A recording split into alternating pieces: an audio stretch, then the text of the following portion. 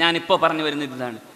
ഭാര്യയുടെ പ്രസവ സമയത്ത് ഭർത്താവും മറ്റുള്ളവരും ചെന്ന് നിന്നിട്ട് ഇങ്ങനെ ദുആ ചെയ്തുകൊണ്ടേയിരിക്കണം, ദുആഉൽ കർബ് ചെയ്യണം. എന്നിട്ട് എങ്ങനെ ലാ ഇലാഹ ഇല്ലാ അൻത സുബ്ഹാനക ഇന്നി കുന്തു മിനൽ ളാലിമീൻ എന്ന് ദുആ ചെയ്യുകയും ചെയ്യണം. അത് ഭാര്യയുടെ പ്രസവത്തെ എളുപ്പമാക്കി തരുമെന്നാണ്. പ്രസവത്തെ എളുപ്പമാക്കി തരും. നോക്കൂ, ഈ കുഞ്ഞ് ആദ്യമായി കയ്യിൽ കിട്ടിയ പാടെ എന്ത് ചെയ്യണം? ആദ്യം ബാങ്ക് വിളിക്കണം, പിന്നെ ഇഖാമത്ത് കൊടുക്കണം, പിന്നെ മധുരം തൊട്ട് കൊടുക്കണം. കഴിഞ്ഞു. ഇനി ഒരു ഏഴിൻ്റെ അന്ന് പിന്നെ നോക്കിയാൽ മതി. അപ്പോഴേ തന്നെ നോക്കണം എന്നില്ല. 7ന്റെ അന്ന് ചെയ്യേണ്ടത് പേരിടണം. 7ന് എന്നാണ്? യൗമുസ്സാബി ആണ് നല്ലത്. സാബിഅ വിലാദത്തിഹി, അവന്റെ ജന്മത്തിന്റെ 7ാമത്തെ ദിവസമാണ്. ശരിക്കും പറഞ്ഞാൽ ഫുഖഹാ പറയുന്ന സുന്നത്തിന്റെ രീതി അതാണ്. അന്ന് നമ്മൾ എന്ത് ചെയ്യണം? പേരിടണം. പേരിടുക എന്നത് ഹസ്രത്ത് ഹന്നാ ബീവി റളിയല്ലാഹു തആല അൻഹ പേരിട്ട പോലെ ഫലമ്മാ വളഅത്ഹാ ഖാലത് ഇന്നി വളഅതുഹാ ഉൻസാ വല്ലാഹു അലമു ബിമാ വളഅത് വലൈസ الذكر كالأنثى وإني سميتها مريم وإني أعيذها بك وذريتها من الشيطان الرجيم فتقبلها ربها بقبول حسن وأنبتها نباتا حسنا وكفلها زكريا كلما دخل عليها زكريا المحراب وجد عندها رزقا قال يا مريم أنى لك هذا قالت هو من عند الله إني سميتها مريم ഞാൻ എൻ്റെ മോക്ക് മറിയം എന്ന് പേരിടാൻ പോവാണ്. എന്താ മറിയം എന്ന് പറഞ്ഞാൽ ഖാദിമുർ റബ്ബ് എന്നാണ് അർത്ഥം. കർത്താവിൻ്റെ സേവിക, അള്ളാഹുവിൻ്റെ ദാസി, പടച്ചവൻ്റെ ദാസി, ഖാദിമുർ റബ്ബ്. പേരിടുമ്പോൾ എപ്പോഴും എന്തായിരിക്കണം? നല്ല പേരിടണം, അല്ലേ? പാപ്പാടെ പേരും പിന്നെ ഉമ്മാടെ പേരും കൂടി കൂട്ടിച്ചേർത്താൽ ചിലപ്പോൾ ഏതെങ്കിലും ഗറില്ലയുടെ പേരായി മാറിയേക്കും. അത് എന്തിനാ അങ്ങനെ പേരിടണത്? നമ്മളെന്ത് ഈ ദീനിന്റെ സംസ്കാരവും നമ്മുടെ സ്വത്വവും മറന്നു പോകുന്ന അവസ്ഥയിലേക്ക് എത്തണം? അഷ്റഫുൽ ഖൽഖ് സ്വല്ലല്ലാഹു അലൈഹി വസല്ലമ തങ്ങൾ പറഞ്ഞു തരുന്നുണ്ട്, അബ്ദുല്ല, അബ്ദുറഹ്മാൻ എന്ന പേരുകളാണ് ഏറ്റവും നല്ലത്. അള്ളാഹുവിൻ്റെ ദാസൻ, കാരുണ്യവാനായ തമ്പുരാന്റെ ദാസൻ എന്ന് തുടങ്ങുന്ന പേരാണ് ഏറ്റവും നല്ല പേരുകളുടെ കൂട്ടത്തിൽ മുഹമ്മദ് നബി സ്വല്ലല്ലാഹു അലൈഹി വസല്ലം. എൻ്റെ പേരുകൊണ്ട് നിങ്ങൾ നിങ്ങളുടെ മക്കൾക്ക് പേരിട്ടോളൂ, എൻ്റെ കുഞ്ഞത്ത് കൊണ്ട് നിങ്ങൾ പേരിടരുത്. ഞാനത് ചർച്ച ചെയ്യാം ഇൻഷാ അല്ലാഹ്. എൻ്റെ പേരെന്താണ്? മുഹമ്മദ് സ്വല്ലല്ലാഹു അലൈഹി വസല്ലം. ആ പേരിട്ടവന്റെ കഥ അള്ളാഹുവിൻ്റെ റസൂൽ സ്വല്ലല്ലാഹു അലൈഹി വസല്ലമ തങ്ങൾ നിന്ന് റിപ്പോർട്ട് ചെയ്യുന്ന ചില ഹദീത്തുകളിൽ ഇങ്ങനെ കാണാം: മുഹമ്മദ് എന്ന് പേരിട്ടാൽ പിന്നെ നീ ആ കുട്ടിയെ തല്ലരുത്. അല്ലേ? മുഹമ്മദ് എന്ന പേരിട്ട കുട്ടിയെ നീ ബഹുമാനിക്കണം. ഇനി മാത്രമല്ല, ഇബ്നു അബ്ബാസ് റളിയല്ലാഹു തആല അൻഹു അന്നഹു ഇദാ കാന യൗമുൽ ഖിയാമത്തി നാദാ മുനാദിൻ അലാ ലിയഖും മൻ ഇസ്മുഹു മുഹമ്മദ് ഫൽയദ്ഖുലിൽ ജന്നah. ഇബ്നു അബ്ബാസ് റളിയല്ലാഹു തആല അൻഹു പറയുന്നത്, ഇദാ കാന യൗമുൽ ഖിയാമ, ഖിയാമത്ത് നാൾ വന്നാൽ, നാദാ മുനാദിൻ, ഒരാൾ ഇങ്ങനെ ഒരു മലക്ക് വിളിച്ചു പറയും, അലാ ലിയഖും മൻ ഇസ്മുഹു മുഹമ്മദ്, മുഹമ്മദ് എന്ന് പേരുള്ളവരൊക്കെ എണീറ്റേ. എന്നിട്ട് ഫൽയദ്ഖുലിൽ ജന്ന, നേരെ സ്വർഗത്തിലേക്ക് കടന്നോളൂ. അല്ലാഹുവേ, ഈ പേരല്ലാത്തൊന്നും കയ്യിലില്ല. അല്ലാഹു മക്കളുടെ പേര് മുഹമ്മദ് എന്നാക്കിയാലുള്ള ഗുണം എന്താണ്? വാപ്പാടെ പേര് എന്നുള്ള അർത്ഥത്തിലല്ല, ആരുടെ പേരായിട്ടിടണം? അഷ്റഫുൽ ഖൽഖിന്റെ പേര്. ഇനി അങ്ങനെയും ആകുന്നതിൽ തെറ്റൊന്നുമില്ല. മഹാനായ ഇബ്രാഹിം, ഹസ്രത്ത് ഇബ്രാഹിം നബി അലൈഹി സ്വലാത്തു വസ്സലാമിന്റെ പേരാണ് തന്റെ പൊന്നുമോനായ ഇബ്രാഹീമിന് അഷ്റഫുൽ ഖൽഖ് സ്വല്ലല്ലാഹു അലൈഹി വസല്ലം. വാപ്പാടെ പേര് എന്നതിനേക്കാൾ നല്ലത് വാപ്പാടെ പേര് നല്ലതും കൂടി ആകുമ്പോഴേ എന്താകുന്നുള്ളൂ, അല്ലേ? വാപ്പ ഹലാക്കിന്റെ പേരിട്ടതാണെങ്കിലോ അല്ല, വാപ്പാടെ പേരിനേക്കാളും നല്ലതാണ് ഈ കാര്യത്തിൽ ഇങ്ങനെ തന്നെ നിയ്യത്ത് ചെയ്യുക, എൻ്റെ ഹബീബായ റസൂലുള്ളാഹിയുടെ പേരാണ് സ്വല്ലല്ലാഹു അലൈഹി വസല്ലം. മുഹമ്മദ് എന്ന പേരിടുക. അള്ളാഹുവിൻ്റെ പരിശുദ്ധമായ നാമം പിന്നെ വരുന്ന അബ്ദുറഹ്മാനും അബ്ദുല്ലയും ഒക്കെ തുടങ്ങലോ അല്ലെങ്കിൽ മഹാരഥന്മാരായ പ്രവാചകന്മാരുടെ ഒക്കെ പേരിടലോ ആണ് ഏറ്റവും നന്നാവുക. ഹബീബിന്റെ പേരിടുക സ്വല്ലല്ലാഹു അലൈഹി വസല്ലം. എന്തിനാ ഈ പേരന്വേഷിച്ച് നടക്കണത്? അല്ലേ? ഇത് ഏറ്റവും പ്രധാനപ്പെട്ട ഒരു കാര്യം എനിക്ക് തമാശയായിട്ട് തോന്നാറുള്ളത്, ഈ പണിയുടെ ബിസ്മിയൊക്കെ മറന്നുണ്ടാവും, പക്ഷേ അപ്പോഴും മുതലൊരു പേര് ആരോർത്തിട്ടുണ്ടാവും? അത് പിന്നെ ഞങ്ങളുടെ ഒരു ബാധ്യതയാണ്. ഏത്? ഞാൻ നേരത്തെ പറഞ്ഞതുപോലെ ബിസ്മിയും പിന്നെ അത് കഴിഞ്ഞിട്ടുള്ള ദുആയും ഒക്കെ മറന്നാലും അവിടെ നിന്ന് തന്നെ ഏറ്റവും കൂടുതൽ പ്രീ പ്ലാൻഡ് ആയിട്ടുള്ള ഒറ്റ കാര്യം ഇതാണ്: മോക്ക് എന്ത് പേരിടും, അല്ലെങ്കിൽ മോക്ക് എന്ത് പേരിടും. പിന്നെ ഉസ്താദിന് ഒറ്റ വിളിയാണ്. എന്തെങ്കിലും ഒരു പേര് കിട്ടിയിട്ടുണ്ടാവും, ആ പേരിനൊരു വിളി. ആ പേര് അന്വേഷിച്ച് നടന്ന് ചിലപ്പോൾ ദിവസം മുഴുവൻ കളയും. ഒരിക്കൽ ഒരാൾ വിളിച്ചു, സുന്നൂൻ എന്ന് പറയുന്ന ഒരു പേരിന്റെ അർത്ഥം എന്താണെന്ന് വെച്ചാൽ ഞാൻ ആകെ അന്തം വിട്ടു. ഈ സുന്നു നോക്കിയിട്ട് ഒരു ഇടം കിട്ടില്ല. സന്ന എന്ന പദം നോക്കുമ്പോഴാണെങ്കിൽ തളരുക, സനീൻ എന്നൊക്കെ പറഞ്ഞാൽ അവിടെ നിന്നൊന്നും ഇത് മനസ്സിലാവുന്നില്ല. അങ്ങനെ അന്വേഷിച്ച് നോക്കുമ്പോൾ ഇതെന്താണെന്ന് വെച്ചാൽ ഇംഗ്ലീഷ് കൊണ്ട് വികൃതമായതാണ്. ഇംഗ്ലീഷ് കൊണ്ട് വികൃതമാകുന്ന ചില തമാശകൾ ഞാൻ പറഞ്ഞിട്ടുണ്ടല്ലോ പലപ്പോഴും. അദ്വൈതം എന്ന് എഴുതിയാൽ ആടുവൈദ്യം ഒന്ന് വായിക്കാന്ന് പറഞ്ഞ പോലെ സുന്നൂൻ സുന്നൂൻ എന്ന് കേട്ടപ്പോൾ ഞാൻ ആകന്തം വിട്ടു. പിന്നെ അവസാനം അദ്ദേഹം തന്നെ എൻ്റെ സുഹൃത്താണ്, അള്ളാഹു അദ്ദേഹത്തിന് ആഫിയത്തും ആയുസ്സൊക്കെ കൊടുക്കട്ടെ. നല്ല എന്നെ സംബന്ധിച്ചിടത്തോളം എൻ്റെ ജീവിതത്തിൽ ഏറെ സഹായകരമായ പല കാര്യങ്ങളിലും എൻ്റെ ഒപ്പം നിൽക്കുന്ന ഒരു സഹോദരൻ കൂടിയാണ്. പക്ഷേ ചോദിച്ച ചോദ്യം എന്നെ കുറച്ച് കുഴക്കി. അവസാനം ചോദിച്ചു, ഈ മീനിൻ്റെ വയറ്റിൽ കിടന്ന പ്രവാചകനാണ്. അപ്പം എനിക്ക് മനസ്സിലായി സാധനം എന്താണ്. ഇത് ദുന്നൂനാണ്. ദുന്നൂൻ. നൂൻ എന്ന് പറഞ്ഞാൽ മീന് എന്നൊരർത്ഥമുണ്ട്. മീൻ, നൂൻ. ദുന്നൂൻ എന്ന് പറഞ്ഞാൽ മീനിന്റെ ആള് എന്ന അർത്ഥത്തിലാണ് ദു അന്നൂൻ, ദുന്നൂൻ എന്ന പേര്. പേരൊക്കെ നല്ലതാണ്, പക്ഷെ നമ്മൾ ഇംഗ്ലീഷ് കൊണ്ട് എന്താക്കി കഴിഞ്ഞു? ഹലാക്കാക്കി. എല്ലാ പേരും നിങ്ങൾ വിളിക്കുമ്പോഴും ഇത് തന്നെ ശ്രദ്ധിക്കണം. ഈ മുഹമ്മദൊക്കെ തന്നെ പിന്നെ മുഹ്ഡ് ആക്കിയൊക്കെയാണ് എപ്പോഴും എന്ത് ചെയ്യുന്നത്. ഇപ്പൊ എഴുതിൽ തന്നെ വരുന്നുണ്ട് എന്ത്? മുഹ്ഡ്. സത്യത്തിൽ ഈ മുഹ്ഡ് എന്നത് ഹിബ്രു ഭാഷയിൽ പിന്നെ നബി തിരുമേനി സ്വല്ലല്ലാഹു അലൈഹി വസല്ലമ തങ്ങളുടെ ഈ വിശുദ്ധനാമത്തെ മോശമാക്കി ചിത്രീകരിക്കാനുള്ള ശ്രമത്തിന്റെ ആഗോള ശ്രമത്തിന്റെ ഭാഗമാണ് എന്നാണ് പറയപ്പെടുന്നത്. അപ്പൊ നിങ്ങൾ ആലോചിച്ച് നോക്കൂ, പേര് പറയുന്നോടത്തും നിങ്ങൾ ശ്രദ്ധിക്കണം. മുഹമ്മദ് നല്ല പേരാണ്, ആ പേര് അങ്ങനെ തന്നെ പറയണം. അഹ്മദ് നല്ല പേരാണ്, ആ പേര് അങ്ങനെ തന്നെ പറയണം. അത് അഷ്റഫുൽ ഖൽഖിന്റെ സ്വല്ലല്ലാഹു അലൈഹി വസല്ലം. എന്നാൽ നിങ്ങൾ അബുൽ ഖാസിം എന്ന് വിളിക്കരുത് എന്ന് മുഹമ്മദ് നബി സ്വല്ലല്ലാഹു അലൈഹി വസല്ലം പറഞ്ഞു. അതാണ് നിങ്ങൾ സമ്മൂ ബിസ്മി വലാ തക്നൂ ബി കുഞ്ഞത്തി, നിങ്ങൾ എൻ്റെ കുഞ്ഞത്ത് കൊണ്ട് വിളിക്കരുതേ, നിങ്ങൾ എൻ്റെ പേരിട്ട് വിളിക്കണേ എന്നാണ് ഹബീബായ റസൂൽ സ്വല്ലല്ലാഹു അലൈഹി വസല്ലം. എന്താ അതിന് കാരണം? അബുൽ ഖാസിം എന്ന പേര് ഹബീബായ റസൂൽ സ്വല്ലല്ലാഹു അലൈഹി വസല്ലമ തങ്ങളെ അവിടത്തെ സാധാരണ ഓമനിച്ച് വിളിക്കുന്ന പേരിലൊന്നാണ് അബുൽ ഖാസിം. മഹാനായ റസൂലുള്ളാഹിക്ക് ഉണ്ടായ ഖാസിം എന്ന മകന്റെ വാപ്പ എന്നർത്ഥത്തിലാണ് അബുൽ ഖാസിം എന്ന് പറയുന്നത്. അത് അറബികളുടെ ഒരു ശൈലിയാണ്. യാസിർ പിന്നെ അറഫാത്തിന് പിന്നെ അബു അമ്മാർ എന്ന പേരുണ്ടായിരുന്നു. അബു അമ്മാർ അല്ലേ? എന്തുകൊണ്ട്? യാസിർ അറഫാത്തിന്റെ മകന്റെ പേര് അമ്മാർ എന്നാണ്. വേറൊരു കാര്യമുണ്ട്, രണ്ട് മഹാരഥന്മാരായ സ്വഹാബാക്കൾ അത് ഓർമ്മിപ്പിക്കുന്നുണ്ട്. ഒന്ന് മഹാനായ അമ്മാർ റളിയല്ലാഹു തആല അൻഹു, മഹാനായ യാസിർ റളിയല്ലാഹു അൻഹു. യാസിർ റളിയല്ലാഹു അൻഹുവിന്റെ മകനാണ് ആര്? അമ്മാർ ഇബ്നു യാസിർ റളിയല്ലാഹു തആല.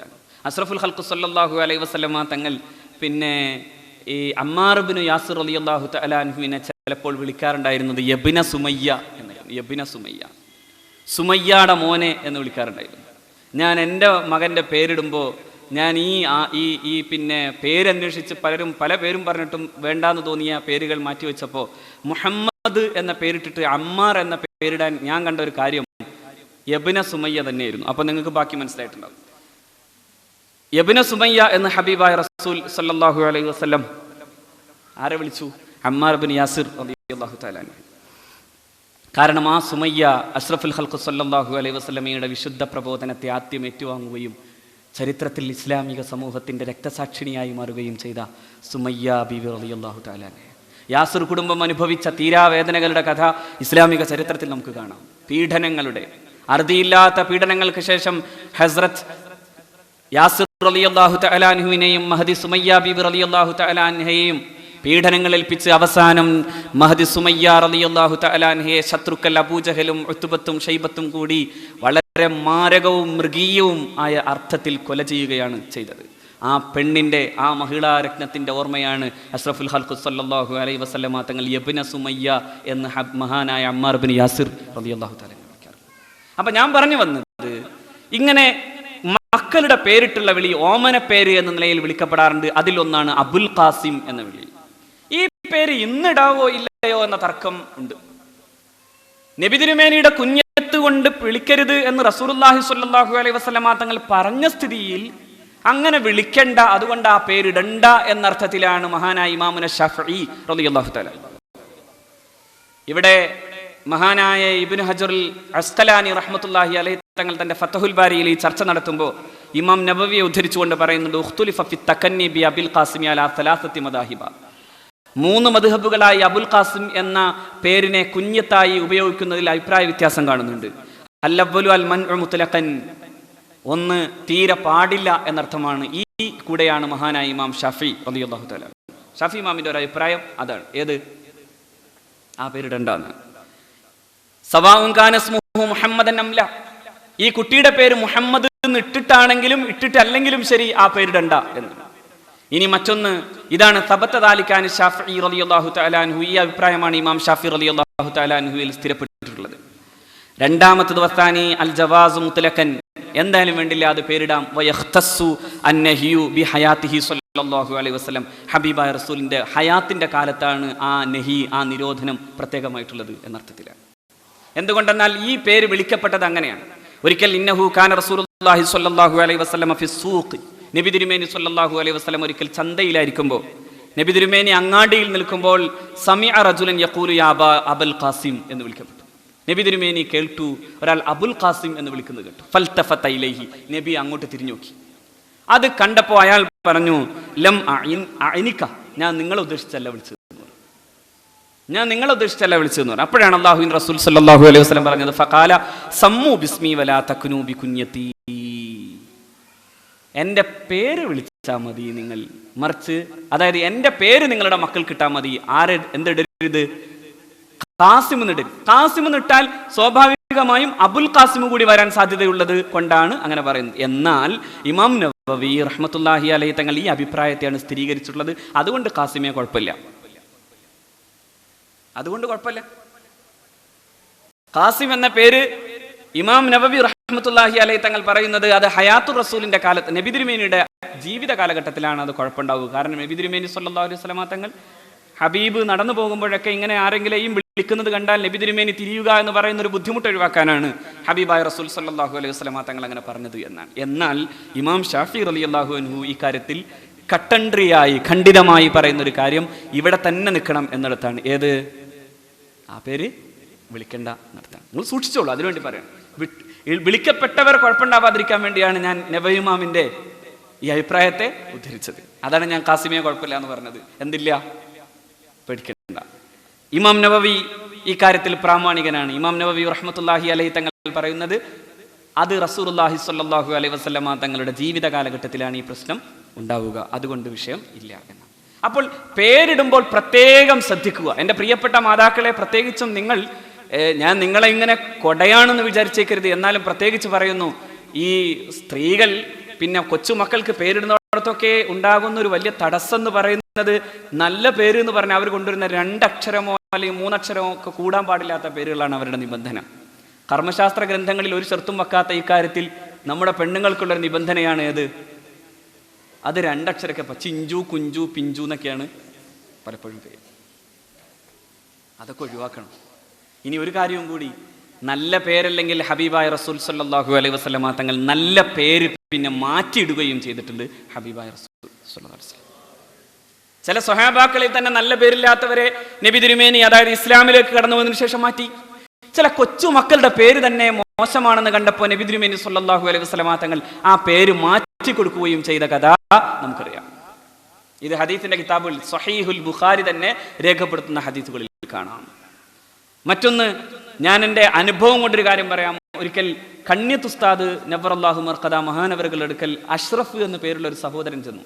ഞങ്ങളുടെ കൂട്ടത്തിലൊരു വലിയ ഒരു മുസ്ലിയാർ കൂടിയായ സഹോദരൻ ചെന്നപ്പോൾ, കണ്യത്ത് ഉസ്താദ് അഷ്റഫ് എന്നത് ഖാസായ റസൂലുള്ളാഹിയുടെ പേരാണല്ലോ, ആ പേര് ശരിയല്ല എന്ന് പറയുകയും, എന്നിട്ട് മഹാനവകൾ ഈ കിതാബിന്റെ ഉദ്ധരണി പറയുകയും ചെയ്തത് അദ്ദേഹം പറഞ്ഞു കേട്ടിട്ടുണ്ട്. അതായത് ഏറ്റവും നല്ല പേര് എന്ന് പറയുന്നത് അഫ്ളലുൽ അസ്മായി അബ്ദുല്ലാ, എന്നിട്ട് അദ്ദേഹത്തിന് അബ്ദുല്ല എന്ന് പേരിടുകയും ചെയ്തു. ഇന്ന് അദ്ദേഹം ഒരു നല്ല മുസ്ലിയാരാണ്, നല്ലൊരു മുദരിസും ഒക്കെയാണ്. അഷ്റഫ് എന്ന പേരിട്ടിട്ട് അത് ഖാസുർ റസൂലാണ്, അള്ളാഹുവിന്റെ റസൂലിന് പ്രത്യേകമായിട്ടുള്ള പേരാണ്. അതുകൊണ്ട് ആ പേര് വേണ്ട എന്ന് മഹാനായ കണ്യത്ത് ഉസ്താദ് പറയുകയും, എന്നിട്ട് അബ്ദുല്ല എന്ന പേരിടുകയും ചെയ്തു. നിങ്ങൾ ഈ പേരിടുമ്പോഴൊക്കെ ശ്രദ്ധിക്കാൻ വേണ്ടി ഞാൻ ഇങ്ങനെ തന്നെ കൂടുതൽ വിശദീകരിച്ചത്. ഈ മോശമായ ഏതെങ്കിലും പേരുകൾ ഇടുകയും എന്നിട്ട് അവസാനം എല്ലാം കഴിഞ്ഞ് കുറേ കാലം കഴിഞ്ഞ് കഴിയുമ്പോൾ പിന്നെ പറയും ആ പേരൊക്കെ മോശമായിപ്പോയി, അതുകൊണ്ട് ഇനി മാറ്റാവോ എന്ന് ആലോചിക്കുന്നതിനേക്കാളും ഭേദം തുടക്കത്തിലെ ഇത്തരം കാര്യങ്ങളിലൊക്കെ പ്രത്യേകം ശ്രദ്ധിക്കുന്നത് നല്ലതാണ്. പേരിടൽ കഴിഞ്ഞാൽ പിന്നെ ചെയ്യാവുന്ന ഒരു കാര്യമാണ് ഹൽക്ക്, മുടിവടിക്കൽ. ഇനി ഈ കാര്യത്തിൽ നിങ്ങൾ ശ്രദ്ധിക്കേണ്ട ഒരു കാര്യം, ഇതെല്ലാം സാബിഅ വിലാദത്തിഹിയാണ്. അതായത് കുട്ടി ജനിച്ചതിൻ്റെ 7ാമത്തെ ദിവസത്തിലാണ് ഏറ്റവും നല്ലത് 7ാമത്തെ ദിവസം. അതിലാദ്യം പേരിടണം, 2ാമത് തലവടിക്കണം, ഇനി 3ാമത് പിന്നെ പറയാം. തലവടിക്കുക എന്നത് മാത്രമല്ല, ഹസ്രത്ത് ഫാത്തിമ റളിയല്ലാഹു തആല അൻഹയോട് റസൂലുള്ളാഹി സ്വല്ലല്ലാഹു അലൈഹി വസല്ലമ തങ്ങൾ തലവടിച്ചതിന് ശേഷം ഹബീബായ റസൂൽ സ്വല്ലല്ലാഹു അലൈഹി വസല്ലം ഹുസൈൻ റളിയല്ലാഹു തആല അൻഹുവിന്റെ മുടി കൊണ്ടുപോയിട്ട് അതിൻ്റെ തൂക്കത്തിനനുസൃതമായിട്ട് വെള്ളിയോ അല്ലെങ്കിൽ പിന്നെ സ്വർണമോ കൊടുക്കാൻ ഹബീബായ റസൂൽ സ്വല്ലല്ലാഹു അലൈഹി വസല്ലം തങ്ങൾ ആവശ്യപ്പെടുന്നുണ്ട്. അപ്പോൾ നമ്മൾ തല വടിക്കുക, എന്നിട്ട് ആ വടിച്ചതിൻ്റെ തൂക്കം എടുത്തിട്ട് അത് കൊണ്ടുപോയി പിന്നെ അതിൻ്റെ തൂക്കത്തിന് വെള്ളിയോ അല്ലെങ്കിൽ അതുപോലെ തന്നെ സ്വർണമോ സദഖ ചെയ്യണം. ഇത് ഹബീബായ റസൂൽ സ്വല്ലല്ലാഹു അലൈഹി വസല്ലമ തങ്ങൾ ഹസ്രത്ത് ഫാത്തിമ ബീവി റളിയല്ലാഹു തആല അൻഹയോട് ഇത് ആവശ്യപ്പെടുകയും അങ്ങനെ നബി തിരുമേനി സ്വല്ലല്ലാഹു അലൈഹി വസല്ലമ തങ്ങളുടെ പൊന്നോമന മകൾ അങ്ങനെ ചെയ്യുകയും ചെയ്തതായി ഹദീസിൻ്റെ കിതാബുകളിൽ കാണാം. ഇനി ചെയ്യാവുന്ന കാര്യം, ഇനിയുള്ളത് തലവടിച്ചതിന് ശേഷമാണ് ദബ്ഹ്, അറുക്കൽ. അഖീഖ് അറുക്കുക എന്നുള്ളത് കുട്ടിയുടെ ജീവിത സൗഭാഗ്യത്തിന് നല്ലതാണെന്നാണ് ഹദീസിൻ്റെ കിതാബുള്ളത്. അത് മോശാക്കണ്ട. അഖീഖ് അറുക്കൽ ആ കുട്ടിയുടെ ആയുസ്സിനും ആരോഗ്യത്തിനും അവൻ്റെ ആരോഗ്യത്തിന് നല്ലതാണ്. അനായിഷ റളിയല്ലാഹു തആല അൻഹ അമറനാ റസൂലുള്ളാഹി സ്വല്ലല്ലാഹു അലൈഹി വസല്ലം അൻ നഉഖ അനിൽ ഗുലാമി ഷാത്തൈനി മുതകാഫിഐനി വഅനിൽ ജാരിയതി ഷാത്ത. നബി തിരുമേനി സ്വല്ലല്ലാഹു അലൈഹി വസല്ലം ഞങ്ങളോട് കൽപ്പിച്ചു, ആൺകുട്ടിയാണെങ്കിൽ 2 ആടിനെയും പെൺകുട്ടിയാണെങ്കിൽ 1 ആടിനെയും. ഒറ്റ പിന്നെ ആടുകൊണ്ട് മതിയാകും എന്നാണ്. നിങ്ങൾ ഉറങ്ങുകയാണോ? മസാല കേട്ടിട്ട് ഉറങ്ങിയോ? ഇത് പറയണ്ടേ? വേണ്ടേ? ഇല്ല. അതൊക്കെ നിങ്ങൾ മനസ്സിലാക്കിയോണ്ട് ഇനി പറയണ്ട എന്നുള്ളതാണ് അർത്ഥമാണോ? ഞാനിത് ഓർമ്മിപ്പിക്കുകയാണ്, മനസ്സിലായോ? അതായത് ഒറ്റ ആൺകുട്ടിയെ സംബന്ധിച്ചുള്ള 1 ആട് മതിയാകും. പക്ഷെ ശ്രേഷ്ഠം ഏതാണ്? 2 ആടുകളാണ്. മുത്തക്കാഫി ആയിട്ടുള്ള, അതായത് നല്ല സാമാന്യം വലിപ്പമുള്ള 2 വയസ്സ് പൂർത്തിയായ, സാധാരണഗതിയിൽ നമ്മുടെ നാട്ടിൽ ചെമ്മരിയാട് ഉണ്ടാവില്ല, മറ്റ് ആടുകളാണ് ഉണ്ടാവുക. അപ്പൊ ആ ആടിൽ നിന്ന് 2 വയസ്സ് പൂർത്തിയാവുക തന്നെ വേണം. അതിൽ യാതൊരു വീഴ്ച വരുത്തരുത്. ചില ആളുകൾ ആടിന് അർത്ഥം കൊടുക്കും, പക്ഷെ 2 വയസ്സാകണമെന്നൊന്നും ശ്രദ്ധിക്കാറില്ല. എന്തുകൊണ്ടെന്നാൽ ഉദ്ഹിയത്തിന് എന്തൊക്കെയാണോ നിബന്ധനയുള്ളത് അതേ നിബന്ധനകൾ എവിടെയും പാലിക്കണം, ഇതിലും അഖീഖത്തിലും പാലിക്കണം. ഉദ്ഹിയത്ത് അറുക്കുമ്പോൾ അതിൽ 2 വയസ്സ് പൂർത്തിയാകണം. ആ സാധനത്തിൽ അയ്ബുകൾ ഉണ്ടാകരുത്. അത് പിന്നെ വിൽക്കാൻ പാടില്ലാത്തതാണ്. ഇത്തരം കാര്യങ്ങൾ പ്രത്യേകം ശ്രദ്ധിക്കണം. അതാണ്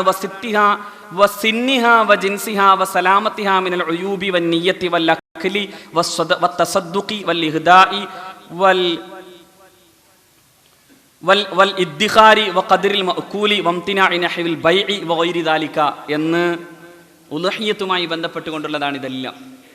അതായത് കച്ചവടം ചെയ്യാൻ പാടില്ല. ഉളുഹിയത്തിന്റെ ഒരു വസ്തുവും കച്ചവടം ചെയ്യാൻ പാടില്ല. തോലെടുത്തിട്ട് കച്ചവടം ചെയ്യാൻ നിൽക്കരുത്. ചില മഹല്ലുകളിൽ അങ്ങനെയുള്ള ചില സംഭവങ്ങൾ കാണാറുണ്ട്. തോലെന്ത് ചെയ്യാൻ പാടില്ല? കച്ചവടം ചെയ്യാൻ പാടില്ല. അത് അങ്ങനെ വന്നാൽ അതുപോലെയുള്ള പാവപ്പെട്ടവരായ ആളുകളെ ഏൽപ്പിച്ചതിന് ശേഷം പിന്നെ എന്തെങ്കിലും ചെയ്യാമെന്നല്ലാതെ അവരുടെ കയ്യിൽ സ്വതക്കയായി ഏൽപ്പിച്ചിട്ട് മാത്രമായിരിക്കും ആ പണി പിന്നെ ചെയ്യാം. കാരണം അയാൾക്ക് അതെന്ത് ചെയ്യാം? എന്തും ചെയ്യാം, വിൽക്കാം.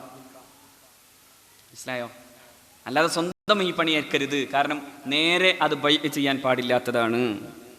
എന്നാൽ ആ വസ്തുവിൽ നിന്ന് അല്പമെടുത്ത് പിന്നെ മിസ്കീന്മാരായ ആളുകളെ കൊടുക്കുക എന്നുള്ള നിർബന്ധമാണ്. എത്രയായാലും മതിയാവും ഉദ്ഹിയത്തിൽ. അതുപോലെ ഇവിടെ തുഹ്ഫയിൽ പറയുന്നത് പിന്നെ വയസ്സിലും അതുപോലെ തന്നെ വർഗത്തിലും അതുപോലെ തന്നെ ഐബ് രക്ഷപ്പെട്ട കാര്യത്തിലും നിയ്യത്തിലും എല്ലാം ഈ ഉളുഹിയത്തിന്റെ നിബന്ധനകൾ തന്നെ ആയിരിക്കണം ഇവിടെയും പാലിക്കേണ്ടത്. അങ്ങനെയുള്ള 2 ആട് ഒരു ആൺകുട്ടിയാണെങ്കിൽ പെണ്ണാണെങ്കിൽ അല്ലാതെ വിക്കൽ നമ്മൾ ഏൽക്കേണ്ടതാണ്. അത് അവരുടെ കയ്യിൽ, അതായത് ഒരു 4 പേരോ 5 പേരോ പിന്നെ അത് കണ്ടിട്ട് അവരെ പിന്നെ തെരഞ്ഞെടുത്തിട്ട് അവരുടെ കയ്യിൽ അത് ഏൽപ്പിച്ചതിന് ശേഷം നിങ്ങൾ വിൽക്കണ പണിയേറ്റുള്ളൂ. അപ്പോൾ കുഴപ്പമില്ലല്ലോ. അതാണ് ഞാൻ അങ്ങനെ പറഞ്ഞത്. അതായത് കുറച്ച് ആൾക്കാരെ കാണുക, എന്നിട്ട് അവർക്ക് കൊടുക്കുക, എന്നിട്ട് അതിന് ശേഷം നിങ്ങൾ ആ പണിയേറ്റുള്ളൂ. എന്നാലും നിങ്ങൾ നേരിട്ട് അത് ഏൽക്കണ്ട. കാരണം ഒറ്റ ഫിഖിന്റെ കിതാബുകളിലും അത് വിൽക്കൽ അനുവദനീയമാണെന്ന് പറഞ്ഞു കണ്ടിട്ടില്ല. നമ്മൾ ഈ വിഷയത്തിൽ നമ്മുടെ പ്രായോഗികതകളേക്കാൾ നോക്കേണ്ടത് എന്ത് തന്നെയാണ്? ഇബാദത്തിൽ കർമ്മശാസ്ത്ര ഗ്രന്ഥങ്ങൾ എന്ത് പറഞ്ഞു എന്നതാണ്. ഈ വിഷയത്തിൽ നമ്മളുണ്ടല്ലോ, ഈ ഖുതുബ എന്ന് പറഞ്ഞാൽ അത് പ്രസംഗല്ലേ, പ്രസംഗം എന്ന് പറഞ്ഞാൽ അത് തെരീണ ഭാഷയിലാകണ്ടേ, അതുകൊണ്ട് മലയാളത്തിലാകണ്ടേ എന്ന് ചോദിച്ചു വരുന്ന ആളുകൾ. അങ്ങനെയാണ് ഞാൻ ചോദിക്കട്ടെ, നമസ്കാരം എന്ന് പറയുന്നത് പ്രാർത്ഥനയല്ലേ? പ്രാർത്ഥന എന്ന് പറയുന്നത് ഭക്തി നിർഭരമാകണ്ടേ? ഭക്തി നിർഭരമാകേണ്ടത് കുറച്ചുകൂടി അവനവന് തിരിയുന്ന ഭാഷയിലല്ലേ ചെയ്യേണ്ടത്? അങ്ങനെയാണെങ്കിൽ എല്ലാ നമസ്കാരങ്ങളും എങ്ങനെ തുടങ്ങേണ്ടി വരും? അല്ലാഹു വലിയവനാകുന്നു എന്ന് തുടങ്ങണ്ടേ? ഇല്ലേ? ഈ യുക്തിയുടെ പിന്നാലെ അല്ല നമുക്ക് പോകാനുള്ളത്. എല്ലാ ഇടങ്ങളിലും മുഹമ്മദ് നബിയും അവിടുത്തെ സ്വഹാബാക്കളും ഒരു പാരമ്പര്യം കാട്ടിത്തന്നിട്ടുണ്ട് സ്വല്ലല്ലാഹു അലൈഹി വസല്ലം. അതിൽ നിന്ന് അപ്പുറത്തേക്ക് നമുക്ക് ചരിക്കാൻ കഴിയില്ല. ആരെന്ത് പറഞ്ഞാലും ശരി, നമ്മളെ വിഡ്ഢിയാക്കിയാലും ശരി, തൽക്കാലം ആ വിഡ്ഢിത്തം അംഗീകരിച്ച് തന്നെ പോകാൻ പറ്റും. മനസ്സിലായില്ലേ? സല്ലു കമാ റഅയ്തുമൂനി ഉസല്ലി, ഞാൻ എങ്ങനെ നിസ്കരിച്ചു അതുപോലെ നിസ്കരിക്കൂ എന്നാണ് മുഹമ്മദ് നബി സല്ലല്ലാഹു അലൈഹി വസല്ലം പഠിപ്പിച്ചത്. ഖുത്ബയുടെ ഭാഷ അറബി തന്നെ ആയിരിക്കണമെന്ന നിബന്ധന വെക്കുന്നിടത്ത് ഇമാം നബവി റഹ്മത്തുള്ളാഹി അലൈഹി തങ്ങൾ തന്റെ മജ്മൂഇൽ, തന്റെ ശറഹുൽ മുഹദ്ദബിൽ ഈ ഹദീസ് തന്നെ തെളിവ് വെച്ചിട്ടാണ് ബാക്കി വിശദീകരിക്കുന്നത്. ഖുത്ബയുടെ ഭാഷ അറബി തന്നെ ആയിരിക്കണം എന്നത് ഈ ഹദീസിന്റെ പിൻബലത്തോടെയാണ്. സല്ലു കമാ റഅയ്തുമൂനി ഉസല്ലി, ഞാൻ എങ്ങനെ നിസ്കരിച്ചോ അതുപോലെ നിസ്കരിച്ചാൽ. ഞാൻ നിസ്കരിച്ചത് അറബിയിലാണ്, ഞാൻ ഖുത്ബ ഓതിയത് അറബിയിലാണ്. എന്നാൽ ലോകത്തെ പ്രാന്തങ്ങളിലേക്ക് കടന്നു വന്ന സ്വഹാബത്തും ചെയ്തതും അറബിയിലാണ്. കേരളത്തിൽ നൂറ്റാണ്ടുകളായി നിലനിന്ന ശൈലിയും എന്ത് തന്നെയാണ്? അറബിയാണ്.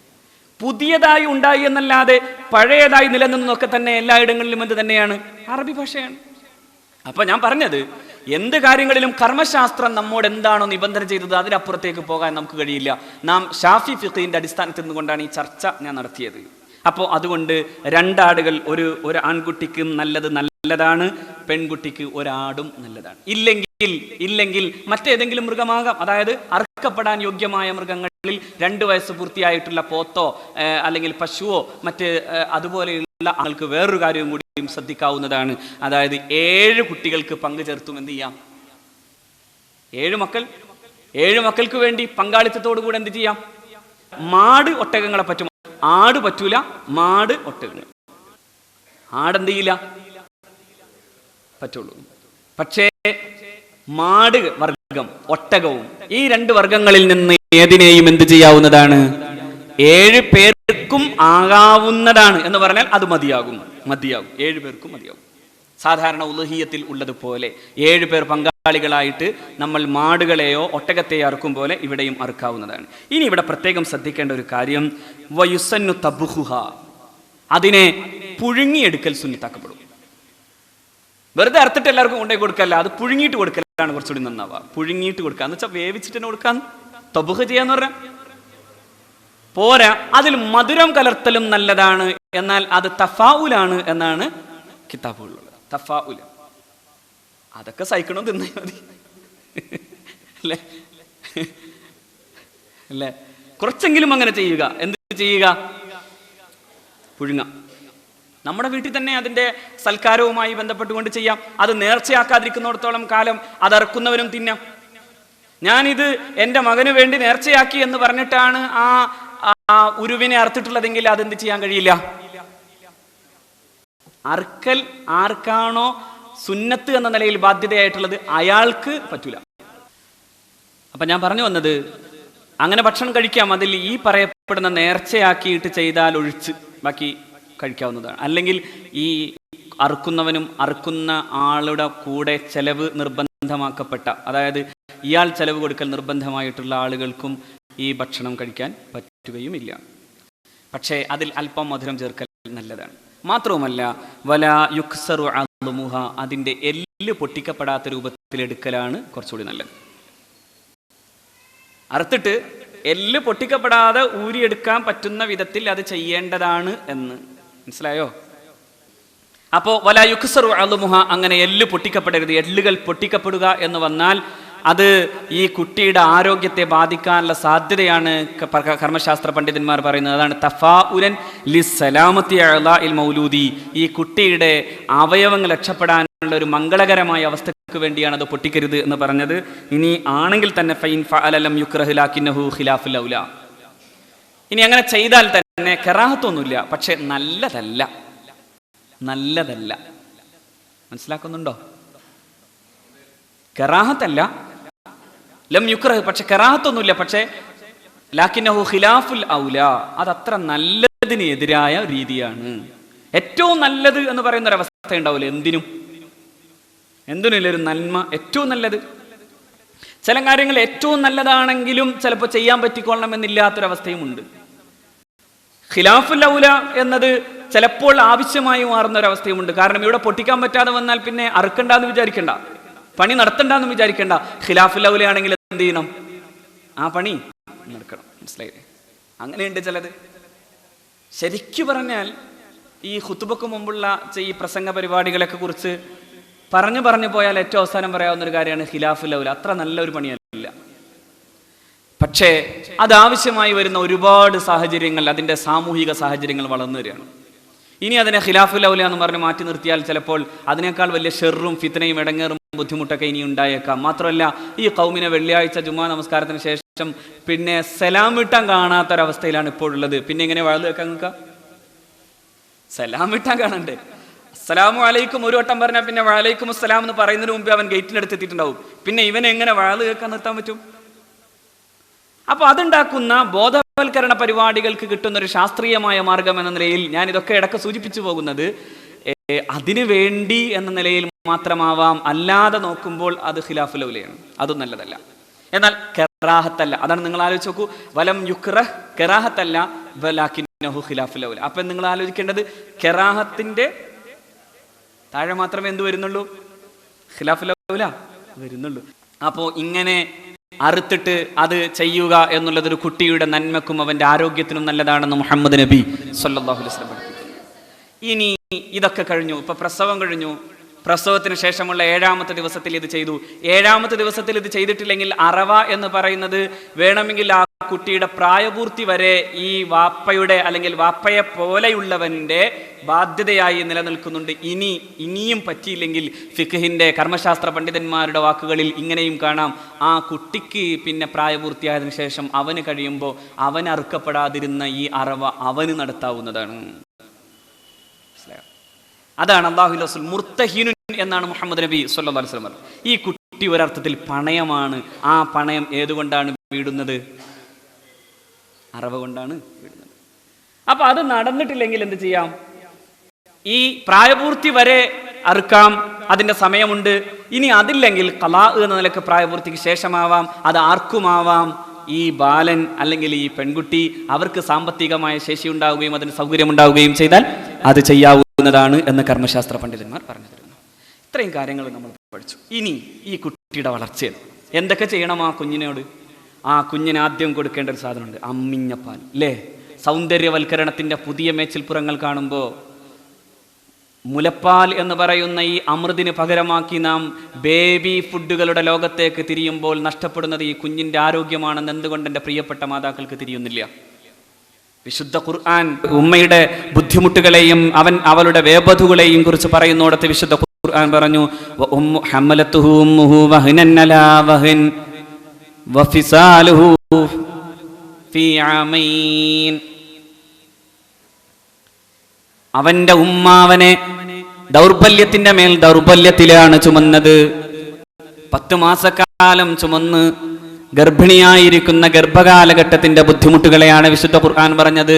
ഹമലതുഹു ഉമ്മുഹു വഹ്നൻ അലാ വഹ്ൻ. ഇടങ്ങേറും പിന്നെയും ഇടങ്ങേറ്. 3 മാസം കഴിയുന്നത് വരെയുള്ള ബുദ്ധിമുട്ടുകൾ, നൈരുച്യം, തനുശോഷണം, മലമയി. ശങ്കരാചാര്യർ പാടിയതാണ് അമ്മക്ക് വേണ്ടിയുള്ള ഒരു സമ്മാനം പോലെ. നൈരുച്യം, അമ്മക്ക് രുചി ഉണ്ടായിരുന്നോ എന്നെ ഗർഭം ധരിച്ചപ്പോൾ ആ ചോദ്യം വളരെ ഹൃദയസ്പൃക്കാണ്. അമ്മക്ക് രുചി ഉണ്ടായിരുന്നു, വല്ലതും കഴിക്കുമ്പോൾ അമ്മക്ക് രുചി ഉണ്ടായിരുന്നു. നൈരുച്യം, രുചി ഉണ്ടായിരുന്നില്ല അമ്മേ. തനു ശോഷണം, ശരീരം ശോഷിച്ചുകൊണ്ടേ ഇരുന്നിരുന്നു. മാത്രല്ല മലമയ്യായിരുന്നു അമ്മയുടെ കിടപ്പറ. ഞാൻ വളർന്നു വരുന്നത് വരെ എപ്പോഴും ഇങ്ങനെ അപ്പിയിടുമ്പോഴും മൂത്രമൊഴിക്കുമ്പോഴും എല്ലാം എൻ്റെ അമ്മ അല്ലെങ്കിൽ എൻ്റെ ഉമ്മ എന്നെ ഒരു വെറുപ്പമില്ലാതെ ചുമക്കുകയും ഒരു വെറുപ്പമില്ലാതെ നന്നാക്കുകയും ചെയ്തിട്ടുണ്ട് എന്ന പാഠം ഇവിടെ ഒരു ഹൈന്ദവാചാര്യനായ അദ്വൈത ചിന്തയുടെ ഉപജ്ഞാതാവ് എന്ന് വിശേഷിപ്പിക്കപ്പെടാവുന്ന ശങ്കരാചാര്യർ തൻ്റെ അമ്മക്ക് നൽകുന്ന സമ്മാനാണ്. അമ്മേ, ഇതൊക്കെയായിരുന്നല്ലോ അമ്മേ, ഈ അമ്മയുടെ കാൽപാദങ്ങളിലാണ് എൻ്റെ നമസ്കാരം എന്ന് ശങ്കരാചാര്യർ പറയുന്നത്.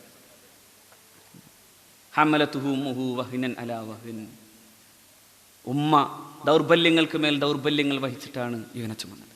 എന്നാൽ അതിൻ്റെ അവസാനത്തേത്, അതായത് ഈ പ്രസവത്തിന് ശേഷം പിന്നീട് ഈ കുട്ടിയെ മുല കൊടുത്ത് വളർത്താൻ 2 വർഷമാണ് അല്ലാഹു റബ്ബുൽ ഇസ്സത്ത് നിശ്ചയിച്ചു തരുന്നത്. ഫിസാലുഹു ഫി ആമൈൻ, 2 വർഷം. 2 വർഷത്തെ മുലയൂട്ടൽ എന്ന് പറയുന്നത് ഈ കുട്ടിയിൽ ഉണ്ടാക്കുന്നത് രോഗപ്രതിരോധ ശേഷിയാണ്. ലോകത്തെ ഏത് ബേബി ഫുഡിലും കിട്ടാത്ത പ്രോട്ടീനുകളുടെയും അത്തരത്തിലുള്ള സമ്പുഷ്ട ആഹാരങ്ങളുടെയും മുഴുവനും വലിയ അമൃതായി നിലനിൽക്കുന്ന സ്രോതസ്സാണ് മുലപ്പാൽ എന്ന് വിശുദ്ധ ഖുർആൻ നമുക്ക് പഠിപ്പിക്കുമ്പോൾ ശാസ്ത്രം സമ്മതിച്ച് തലകുലുക്കുന്നതാണ് നാം കാണുന്നത്. ഇത് സ്നേഹമാണ്. ഇത് അമ്മിഞ്ഞപ്പാൽ എന്ന് പറയുന്നത് കേവലം മധുരമല്ല, അത് ഉമ്മയുടെ സ്നേഹം കൊണ്ട് ചുരത്തുന്നതാണ്. സ്നേഹമില്ലാത്തൊരമ്മയിൽ നിന്നും മുലപ്പാൽ അത്രമാത്രം ചുരക്കൂല. സ്നേഹം, ഹൃദയത്തിൽ തൻ്റെ പിഞ്ചോമനയോടുള്ള സ്നേഹം, അതിങ്ങനെ അള്ളിപ്പിടിക്കുമ്പോഴുണ്ടാകുന്ന സ്നേഹപാരവശ്യത്തിൽ നിന്നാണ് പിന്നെ അമ്മയുടെ ഇത് ചുരക്കുന്നത്. അവിടെ നിന്നാണ് ഈ കുഞ്ഞ് തൻ്റെ ജീവിതത്തിൻ്റെ ഏറ്റവും പ്രധാനപ്പെട്ട ഔഷധമായ ഈ ഭക്ഷണത്തെ നേടുകയും ചെയ്യുന്നത്. വിശുദ്ധ ഖുർആൻ പറയുന്നത് 2 കൊല്ലം കൊടുക്കണം. ഞാൻ കഴിഞ്ഞ ക്ലാസ്സിൽ പറഞ്ഞതുപോലെ ഭാര്യയ്ക്ക് കൊടുക്കാൻ പറ്റിയില്ലെങ്കിൽ പിതാവ് എന്ന് പറയുന്നവൻ, അതായത് ഈ കുട്ടിയുടെ പിതാവ്, ആ 2 വർഷം കൊടുക്കാൻ വേണ്ടി മറ്റാരെങ്കിലും ഏൽപ്പിക്കുകയെങ്കിലും വേണം എന്നാണ്. എന്നാൽ അവിടെ പ്രത്യേകം ശ്രദ്ധിക്കാൻ ഫുഖഹാ, മഹാരഥന്മാരായ തസൗഫിൻ്റെ പണ്ഡിതന്മാരും പറഞ്ഞു തരുന്നത്, ഈ പെണ്ണ് ഹറാമായ ആഹാരം കഴിക്കാത്ത പെണ്ണാകണം. ശ്രദ്ധിച്ചോ? എങ്ങനെ കുട്ടി നന്നാവും? ഈ പെണ്ണിന്റെ മുലപ്പാൽ ചുരമാന്തുമ്പോ ആ പെണ്ണിന്റെ മുലപ്പാൽ ഹറാമാകാതിരിക്കാൻ അവളുടെ ഭക്ഷണവും ഹറാമാകാതിരിക്കണമെന്ന് ഇമാം ഗസാലി തന്റെ ഇഹ്യാ ഉലൂമുദ്ദീൻ രേഖപ്പെടുത്തുന്നുണ്ട്. ഉണ്ടാകാൻ പാടില്ല. ഒരു കുട്ടി നന്നാവണമെന്ന ദുആ വൃദ്ധാ ദുആ മാത്രമാണ്. എൻ്റെ മോൻ നന്നാവണേ എന്ന ദുആയിൽ എന്തർത്ഥം? എൻ്റെ മോൻ നന്നാവുന്നതിന് മുമ്പുള്ള കാര്യങ്ങളിൽ ഞാനും എൻ്റെ ഭാര്യയും അതോടൊപ്പം തന്നെ എൻ്റെ കുടുംബ സാഹചര്യവും നന്നായിട്ടുണ്ടോ? ധനാഗമന കാര്യങ്ങളിൽ നന്നാവാതെ എങ്ങനെ നന്നാകും? ഭാര്യയ്ക്ക് കൊടുക്കുന്നത് ഹറാമിന്റെ മുതലാണെങ്കിൽ ആ കുഞ്ഞ് ആദ്യം ചപ്പുന്നത് ഈ ഹറാമിന്റെ മുലപ്പാലാണ്. ആ ഹറാമിന്റെ മുലപ്പാല് കുടിച്ച കുട്ടിയെ സംബന്ധിച്ചിടത്തോളം പിന്നെ ആ കുട്ടി നന്നാവുമെന്ന് ആരും വിചാരിക്കേണ്ട. അള്ളാഹു രക്ഷപ്പെടുത്തട്ടെ നമ്മുടെ മക്കളെ, സാലിഹീങ്ങളാക്കട്ടെ നമ്മുടെ മക്കളെ.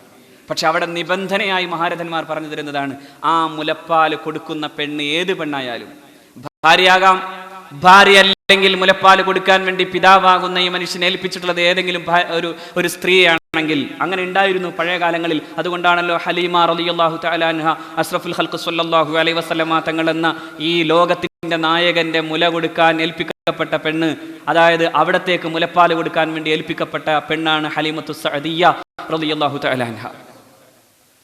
അങ്ങനെ ഏൽപ്പിക്കപ്പെട്ടാൽ ആ പെണ്ണ് ഭക്ഷണത്തിൽ വരെ ഹറാമുകൾ കലരാതിരിക്കണം. കാരണം അതുപോലും ഈ കുട്ടിയുടെ ഭാവിയെ ബാധിക്കുന്നു എന്നാണ് മഹാരഥന്മാരായ പണ്ഡിതന്മാർ. അത് സ്നേഹമാകുകയും വേണം. സ്നേഹം, കുട്ടികൾക്ക് സ്നേഹം കൊടുക്കണം. അവിടെയാണ് മുഹമ്മദ് നബിയെ നമ്മൾ കാണേണ്ടത് സ്വല്ലല്ലാഹു അലൈഹി വസല്ലം.